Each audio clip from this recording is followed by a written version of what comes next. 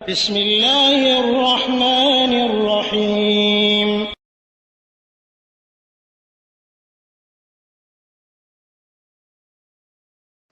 আসসালামু আলাইকুম ওরহমতুল্লাহি ওবরাকাতুহ। আমাদের একজন ভাই প্রশ্ন করেছেন যে নগদ অর্থের জাকাত কিভাবে বের করব, নিসব কি বা কিভাবে বের করতে হবে উনি জানতে চেয়েছেন। প্রথমত বলবো যে আমরা এই বিষয়ে আলোচনা করেছি এর আগে, তারপর আবার বলি যে দেখুন, প্রাথমিক যুগে রাসূলুল্লাহ সাল্লাল্লাহু আলাইহি ওয়াসাল্লামের যুগে মানে নগদ অর্থ যেটা কাগজের টাকা এটা কিন্তু ছিল না। তারা এটি জানতো না। তো যখন রাসূল সাল্লাল্লাহু আলাইহি ওয়াসাল্লাম প্রেরিত হলেন তখন মানে স্বাভাবিকভাবেই তখনকার যুগে মানে দিনার এবং দিরহাম, অর্থাৎ দিনার হলো স্বর্ণের আর দিরহাম হলো রৌপ্যের, এটার দ্বারা লেনদেন করা হতো। সেজন্য রাসূল সাল্লাল্লাহু আলাইহি ওয়াসাল্লাম দিনার এবং দিরহামের নিসব উল্লেখ করেছেন 20 দিনার এবং 200 দিরহাম। এবং বর্তমান যুগে যেটা হয় আপনার 85 গ্রাম স্বর্ণ এবং 595 গ্রাম রূপা। আরও একটু সহজ করে বলি, আমাদের দেশে যেহেতু ভরি হিসাবে 7.5 ভরি স্বর্ণ আর 52.5 ভরি রৌপ্য, এটি হচ্ছে নিসব। যদি 7.5 ভরি স্বর্ণ হয় তাহলে জাকাত দিতে হবে, আর যদি 52.5 ভরি স্বর্ণ হয় তাহলে জাকাত দিতে হবে। এখন আমরা অর্থের হিসাব, যেটা নগদ অর্থ, সেটা কিভাবে মানে নিসব নির্ধারণ করব। স্বর্ণের ভিত্তিতে না রৌপ্যের ভিত্তিতে? কেন এই সমস্যাটা কিন্তু আগে ছিল না। বর্তমান যুগে সমস্যাটা হয়েছে যে আপনি যদি স্বর্ণের হিসাবে নিসব নির্ধারণ করতে যান তাহলে আপনার প্রায় বলতেছি আমি, আপনার প্রায় 3 লক্ষ টাকা না থাকলে আপনার উপর জাকাত ফরজ হচ্ছে না। আর আপনি যদি রূপার হিসাবে এই 52.5 ভরি রূপার হিসেবে আপনার হিসাব করেন তাহলে আবার মাত্র 80,000 টাকাতেই আপনার জাকাত চলে আসতেছে। এই যে বিশাল একটা পার্থক্য, এই পার্থক্য কিন্তু তখনকার যুগে ছিল না।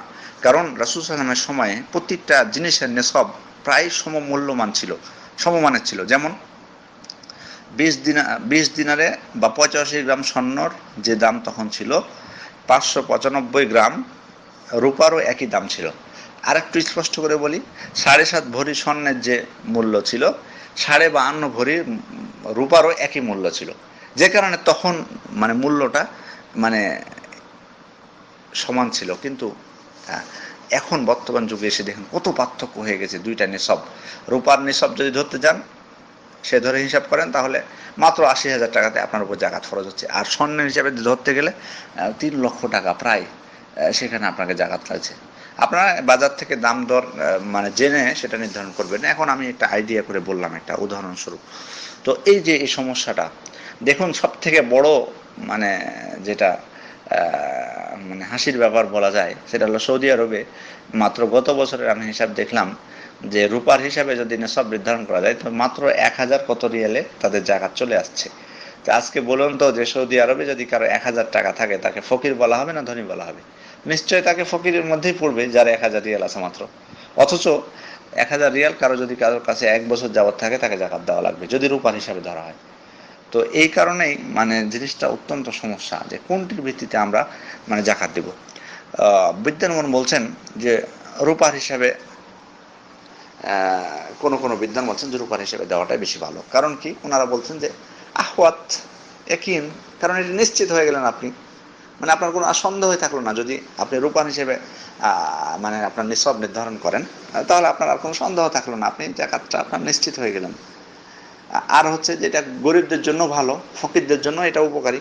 আল আহাদুল ফোকারা, ফকিরদের জন্য এটা ভালো, তারা মানে বেশি বেশি জাকাত পাবে তখন। কারণ যখন আমি রূপান হিসেবে জাকাতের নিসব নির্ধারণ করব তখন স্বাভাবিকভাবে 80,000 টাকাতে জাকাত চলে আসে, আর 80,000 টাকায় জাকাত আসলে অনেক লোকের উপরই এটা ফরজ হবে।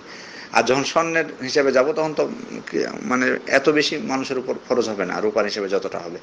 যে কারণে এটা বলছেন যে এটা ফকিরদের জন্য উপকারী, যে জাকাত বের করবে তার জন্য সে নিশ্চিন্ত হয়ে গেলেন, কোনো সন্দেহ থাকলো না, আরও এটা ফকিরদের জন্য ভালো হলো। পক্ষান্তরে কোনো বিদ্বান বলছেন যে না, স্বর্ণের হিসেবে দেওয়াটাই অ্যাপ্রোপ্রিয়েট বেশি।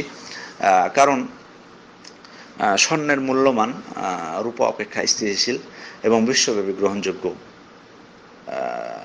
আর যেহেতু আপনাদেরকে যেমনটি বললাম যে দেখুন, রাসূল সাল্লাল্লাহু আলাইহি ওয়াসাল্লামের মানে যুগে মানে স্বর্ণ 7.5 ভরি স্বর্ণ এবং 52.5 তোলা 52 ভরি রূপার মানে মূল্য প্রায় একই সমান ছিল।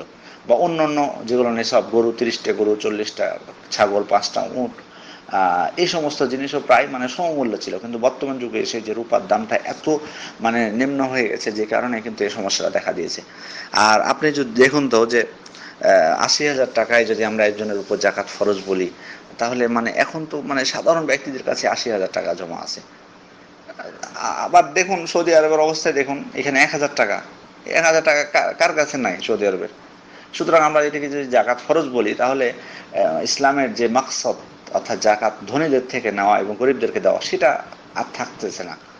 রাসূলুল্লাহ বলেছিলেন কি, তুখাযু মিন আগনিয়াহিম ফাতুরাদ্দু ফি ফুকারাহিম, ধনীদের থেকে নেওয়া হবে এবং দরিদ্রদের মাঝে বিতরণ করা হবে।